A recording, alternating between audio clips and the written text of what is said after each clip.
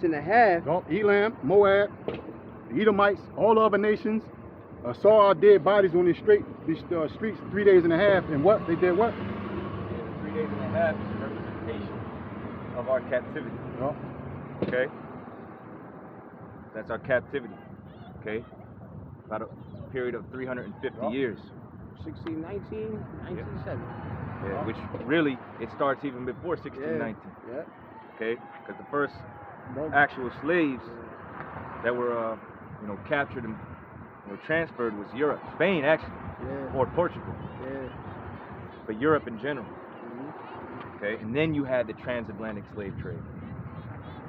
And all those other nations, they know about our captivity. We the only ones that don't know that, who we are as a people and why we're here as a people. So yeah, we're dead because the scriptures tell you that he that wandereth out of the way of understanding remains in the congregation of the dead. So we've been a very long time without the understanding. Okay? We basically been in a deep sleep, okay? Or spiritual deadness, if you will. Not comprehending that we're the people of the Lord, the laws, the statutes, the commandments, our heritage, our language, our customs, what proper power to serve. We were without all of that. So we were like dead bodies. Okay? Because without the proper understanding, right, you're spiritually and mentally not operating on the highest level. You're operating on the lowest frequency, which is a spiritual death. Why? Because spiritually, if you're not doing the things that the Lord requires of you, right, you're not returning back onto Him, eventually giving up to those things, which eventually leads to your demise. Okay? Anything that you externalize, it's internalized in the mind first. Before it ever becomes an action, it's first a thought. So if your mental faculty is all scrambled and messed up and you don't know what to properly believe in, all right? Ultimately, that's death. That leads to death.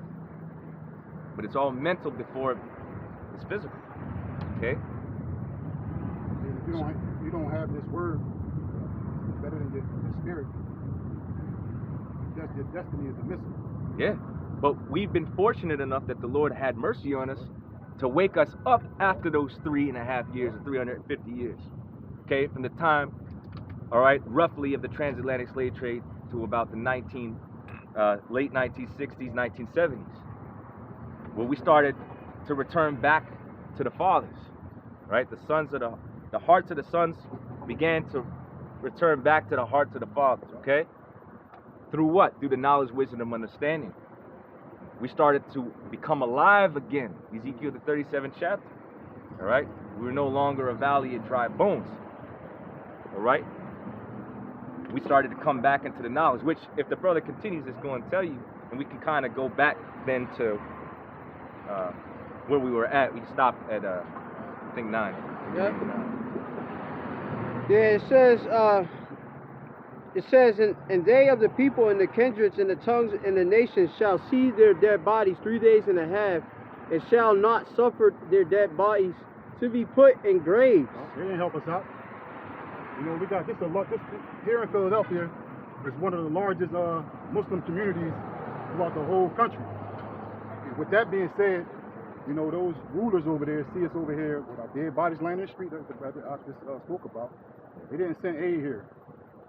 What they did was they set up shop here and benefited off our dead bodies. Yep. When it says that they suffered their bodies not to be put in graves, is another representation of how it was a spiritual death. It wasn't a physical death. Okay? Naturally, when somebody dies, their body returns onto the earth. All right? But like the brother said, they didn't help us. They capitalized off our weak estate and utilized us to build all this kingdom up. Because if you spiritually dead, people can take advantage of it. That's it. That's it. And that's exactly what they did. They are destroyed for lack of knowledge. Hosea 4:6. Because they won't let us go into their communities and sell whatever kind of merchandise we have. Nope. We can't even drive through their communities. Would have they proved that through Black Wall Street? Yep. Okay. If you look at the We were that was a thriving economy, by the way. We were doing just fine. But obviously, that's not what the Lord wanted, number one. And number two, you tried to set up an economy within the devil's world and the devil's rule, which proves that we're under the curses. Otherwise, we would have continued to thrive, right? The one thing that Jake didn't have was an army. If you don't have an army, you don't have no defense, okay, against that establishing city or governance or people or economy. You need an army. We didn't have an army. So Esau was able to take that over. Why? Because first of all, he's a sword. Well, first of all, because of prophecy. Second of all, because he was the designated sword that was used to come up against Israel. It wasn't our time. It wasn't our time. Our time is when the Lord comes to deliver us. But we have to get this knowledge, wisdom, and understanding first. All right? Getting this knowledge, wisdom, and understanding is an integral part of our salvation, which will lead into the redemption off of this, out of this rulership, okay, and the destruction ultimately of these wicked rulerships. It's an integral part. Before the Lord ever does anything, he revealeth his what? His secrets unto his servants, the prophets. So this is a very integral part that will lead into that salvation and into that destruction. Because the Lord said that he had left a remnant. So we got to be the remnant. Okay, the brothers, okay, that are teaching, that believe, all right, the few sisters that believe, okay, because you have another multitude that's going to come under that hegemon of the hopeful elect, which is, like the brother said, and like y'all brothers were reading, the 144,000, that's men that are going to lead this thing through the spirit and power of Yakalba Page. And through the mouth of the prophets, okay, that's how Israel's going to return. Because we're going to be beckoning at the hand, and we're going to be preaching to them the gospel of repentance and reconciliation, and those who are meant to receive it are going to return back onto Yakalba Page, that true power. All right? Finish that off. Yep. It says, verse 10, Revelation 11 and 10, it says, and they that dwell upon the earth shall rejoice over them and make merry. Yeah, they're rejoicing over it. Yeah. There's some accounts where, you know, they sold postcards with, you know, our bodies being mutilated, hung from trees. You know, they made merchandise off of our demise. I forget what the name of the book, but it's called Beyond Sanctuary, Without Sanctuary. But they got multiple accounts in this book where they hung Jake from trees, burnt Jake for petty crimes, even crimes that they didn't commit. So that crime got to be paid for because it's not a statute of limitation on murder. You kill somebody now and then 20 years from later, you go somewhere and sweeping floors for 20 years trying to hide yourself, and then they find you. You're still going to be tried for murder. So that blood that's been spilled on this ground, it got to be paid for. Numbers 35 and 33 real quick. You can't give us reparations. We don't want your money. We already discussed earlier that your money is fake. So you can't. It's no amount of money that you give us to repay us back for all the crimes that you committed against us. This is how you're gonna pay us back right here. Yep. 35 and 33, Baba Kashar. This Numbers 35 and 33. It says, so ye shall not pollute the land wherein ye are, for blood it defileth, it defileth the land. Yeah, blood defileth the land. The so-called Native Americans, Gad, Reuben, and the Negroes, the Haitians, our blood has been spilt on this land. It says you shall not pollute the land wherein ye are, for blood is defileth the land. So this land is defiled. Go ahead. It continue on, it says, and the land cannot be cleansed of the blood that is shed therein, but by the blood of him that shed it. The land cannot be cleansed of the blood that is shed therein, but by the blood of him that shed it. Who was the number one blood shedder on the face of the earth? He has been given a glittering and furbished and sharpened sword, and his name is Esau.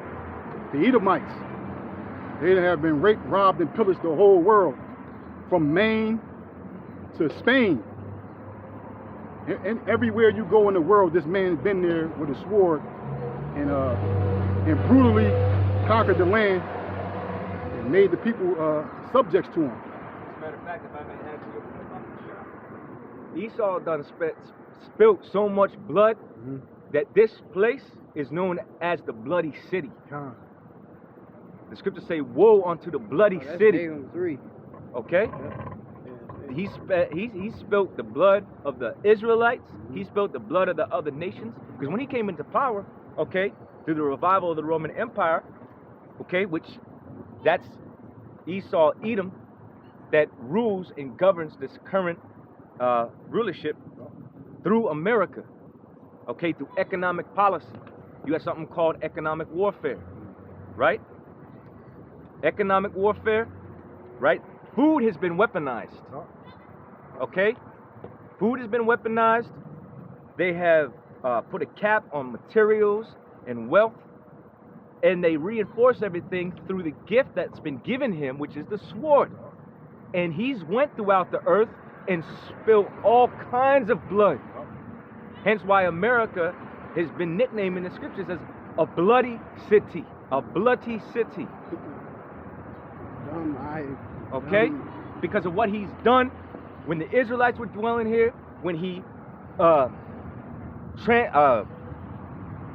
Salakia, lost my train of thought there for a second. When he brought the Judites, the Benjamites, and the Levites over to this side of the world, the amount of bloodshed before they even got here, then when they got here, the amount of atrocities that Esau committed. So this is that the man got all kinds of blood on his hands. Okay, his inception was out of blood. Yeah, Esau got a head start before he was blessed with certain inventions. It was slavery. He exported, trillions of dollars to Europe, selling goods off of slave labor. Cash so you have certain companies that were that benefited off of those exports to Europe and around the world. So that's how they got their head start. And then the Lord blessed them with creating certain inventions in Britain and in America. Yep. And then the cycle of dominance continued. But it started with farming and products and unfinished goods and finished goods. And then they built on top of that. And they kept going and creating more inventions. And that's how Esau got rich. This wasn't just one thing. It was a confirmation of things that made Esau rich. Right? Because a lot of Edomites had to say Esau didn't get rich because of slavery. He actually did. Our slavery was a component of Esau getting rich. Certain banks, certain companies today, not all of them, but they all indirectly profited off of it. Even because you still around all those inventions and all that technology, product, unfinished and finished goods. So of course that everything's going to prosper around it, even if they're not directly benefiting from it. They indirectly benefiting from slave labor. All right? If you really think about it, we still slaves. We still here. We still in our enemies' hands, and they still prospering off us. We got stores in our communities. Whenever they said a dollar lifespan in a so-called black community is only a fucking hour or two.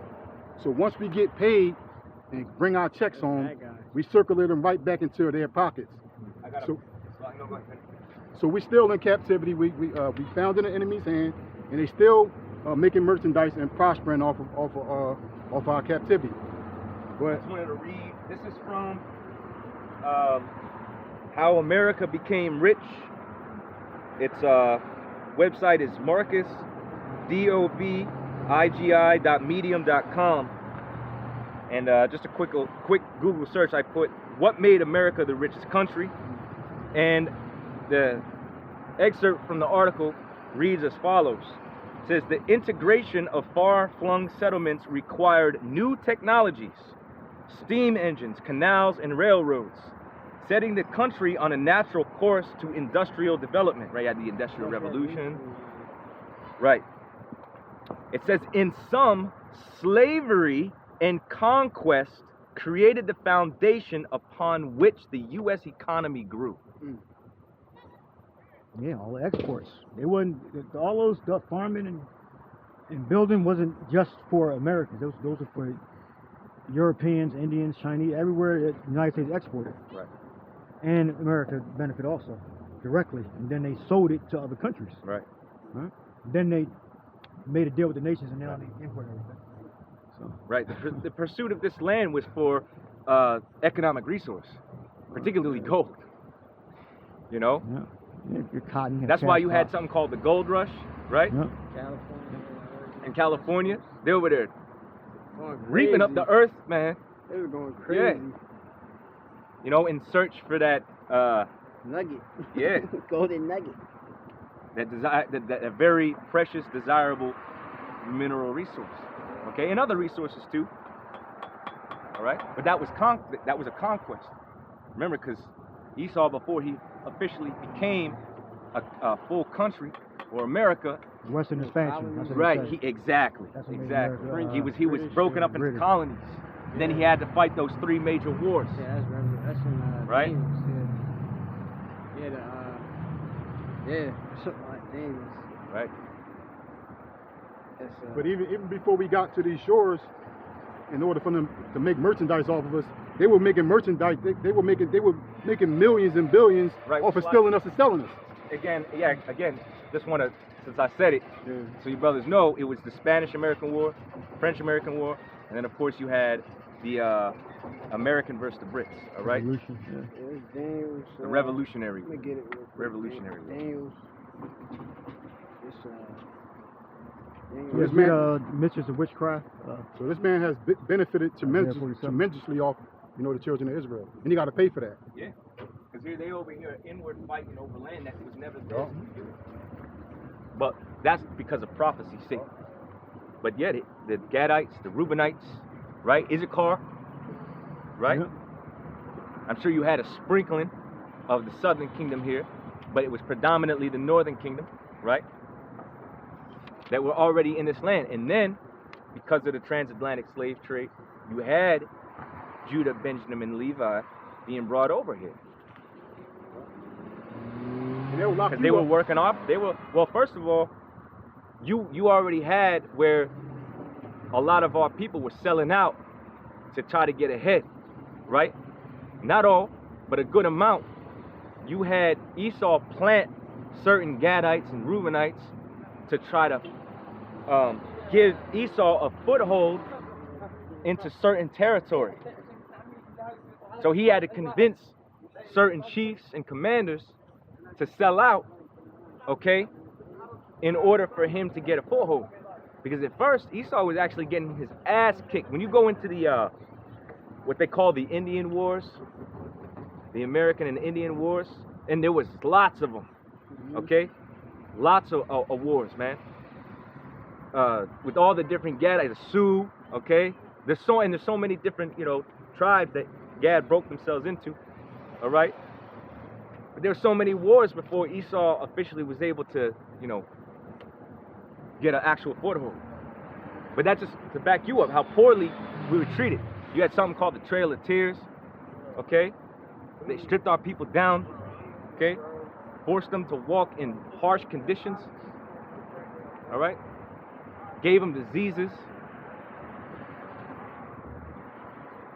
Esau's supposed to be the smartest man on the face of the earth. And when you tell them receiving stolen property is a crime, somehow they can't get that. Somehow they sit there and say, well, it wasn't me that did it. It was my forefathers that did it. So if I steal your car and I take it and give it to my brother, you'll punish me for that. But you think that you can take a people and a land and do as you will with them, and nothing's going to happen to you. And that's a lie. And we exposing that lie. Get Isaiah 14. Isaiah 14 and 15. Isaiah 14 and 15. It says, "Yet thou shalt be brought down to Shawwal, to hell, to the sides of the pit." Go to verse up. Oh, starting at verse 14. Isaiah 14:14. It says, "And I will ascend above the heights of the..." I start at 13 Yeah, go or ahead. 12. Go ahead. It says, this is Isaiah chapter 14 and 12. "How art thou fallen from heaven, O Lucifer?" Heaven is a place of rulership. Lucifer is the light bearer. Go ahead. How is thou fallen from heaven? Meaning the place of rulership, because his rulership is only here for an appointed time, and he's going to fall fast. Go ahead. It says, "O Lucifer, Son of the morning. Son of the morning. light bearer. Go ahead. Yeah, which they call themselves what? Illuminated ones. Oh. All right. As those are the elite of the Edomites. Okay, they see themselves in their secret councils as the ones that's illuminated, that's seeing through the darkness, the ignorance, obscurity that's here in this earth. All right. But we are the illuminated ones. On the right hand. Because we speaking the truth. Yeah. What they speak is falsehood and lies. Yep. But they created the obscurity. Yep. Yeah. It wasn't like Witchcraft. they just the smartest people. They just they created it. Lies. Yep. Right? They know the scriptures because they searched those things out. That's what enabled them to be able to put up the opposite of what the Lord tells you to do. Because He actually searched these things out. Yep. All right. Con. It says, "How art thou cut down to the ground, which didst weaken the nations?" how are thou cut to the ground in low position which did weaken the nations? Because when the nations started following behind your policies, they begin to be weak because you allow people to be transgender. You allow people to commit fornication. You allow people to commit adultery. So that means that your nation is being weakened by who? Esau, Edom. Go ahead. It says, "But thou hast said in thine heart, I will ascend up into heaven, and I will exalt my throne over the stars of the Most High." Yeah, because Esau got a God complex. So anything that Yahweh Bashem Yahushua want to do, he think he could do better. So he's going to set his nest in the skies. Go ahead.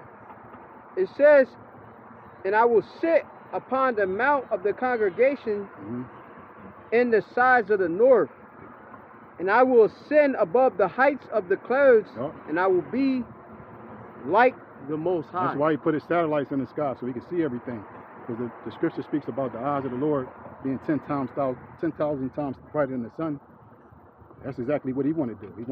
That's why he put satellites all around the whole globe to watch everything, and he even put weapons up there. You know what's the Space Force. Yeah, that, and plus they got the energy weapon, the direct energy weapon that they're using right now. Direct energy weapon. Yeah, exactly. But that's, remember, who the Lord controls and rules the heavens, and He claims that He got a military might that governs the heavens now. That's an example of Him trying to be like the Most High. Doesn't the Lord got a host in heaven? He got a host in heaven, but He claimed He got a space force now. All right, like you said, He ascended above the clouds. He went into outer space. Okay, and He got His direct energy weapons. He got satellites. Now the positioning, all right, of those satellites, they refer to that as God's eye. And again, showing you they're trying to be like the Most High, to see all right, to be omnipresent, to be everywhere at the same time, to be able to regulate and monitor all things at any given time. With AI, they're trying to be omnipotent. Yep. They get all powerful through that at the exact which is time. they just trying to call it's not real AI. Like, it's not thinking by itself. Right. It's just they compile a bunch of data together and use whatever algorithm to get the best answer. That shows you how delusional and demonic this devil is, because he's an imperfect creature trying to make a supposed perfect system that has all the world's answers. Now, how the hell is that going to work? And you the devil, by the way. Yeah, and then recently you had Noah Harari, basically saying that our technology is going to be, our technology. Religion is. Yeah, like basically our technology surpasses all the work, or basically the Most High, what the Lord can give us. Yeah. He already said that we can create our own food, our own water. So basically that they don't need the Lord anymore. Well, it's an arrogant statement to We make. need to get Thessalonians. Yeah. 2 Thessalonians chapter 2. We'll still go back to finish Isaiah? Isaiah 14. Yeah, con. This is just a preset to that. So the brother actually can continue reading Isaiah 14, actually. He was at 15? And then just follow it up. Isaiah 14, verse 15. Yet thou shalt be brought down to the hell, to the sides of the pit. That word hell is a low condition, to the sides of the pit, meaning that you're going to come from heaven to hell, which is rulership, to poverty, to the sides of the pit. Verse 16. they that see thee shall narrowly look upon thee and consider thee, saying, is this the man that made the earth to tremble, that did shake the kingdom? In the same way the nations look at us in our low condition, which is hell, and because we were a great people at once, and they look at us like, you know, we're nothing. That's the same way the nations are going to look at you in the near future. It says, verse 17, that made the world as a wilderness and destroyed the cities thereof, that opened not the house of the prisoners. And who the house of the prisoners? The Israelites. We still in captivity right now. Even though we're able to roam free inside this big prison, we're still in captivity because we're not in our homeland. It says, let me read it again. Even in prison, Yeah, general population. Yeah, I'm gonna read it again. Verse 17, that made the world as a wilderness and destroyed the cities thereof. Because before he stuffed this bloody foot on the shores of America, the so-called Native Americans used to drink out of the rivers. They only killed what they killed what they can eat. They didn't kill in astronomical numbers and put it in freezers for the next year. They only killed what they eat. But this man came over here and made this place a wilderness. You got concrete on the ground everywhere. You barely have trees. This place is a wilderness.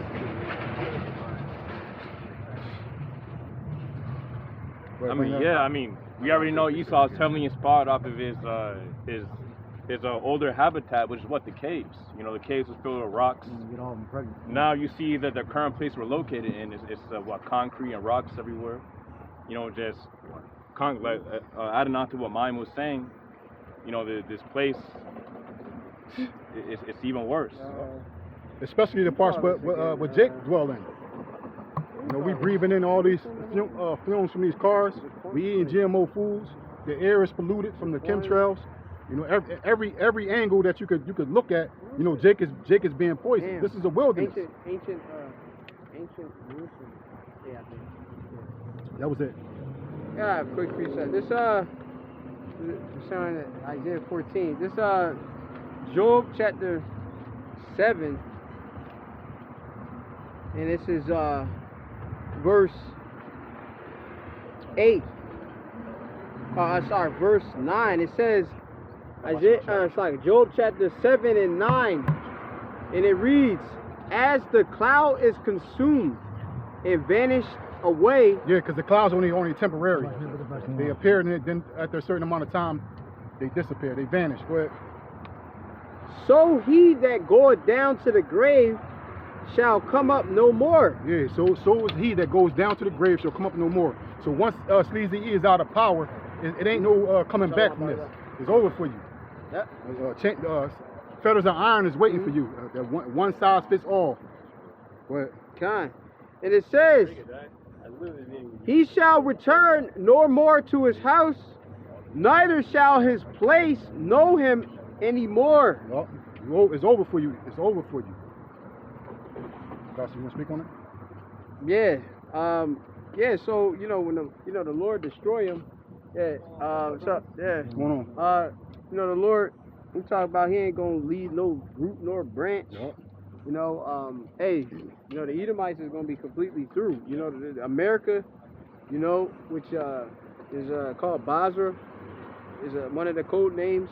You know for America in the Bible is Basra. This place is gonna be clean and destroyed. Okay. You know it said that he shall return no more to his house. All right. Remember the chariots are gonna enter into the house of the thief. Remember this man has stole this place. You know.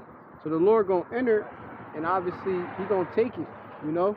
He taking the kingdom. He gonna have the many crowns. All right. It says, "Neither shall his place know him anymore." All right. You know.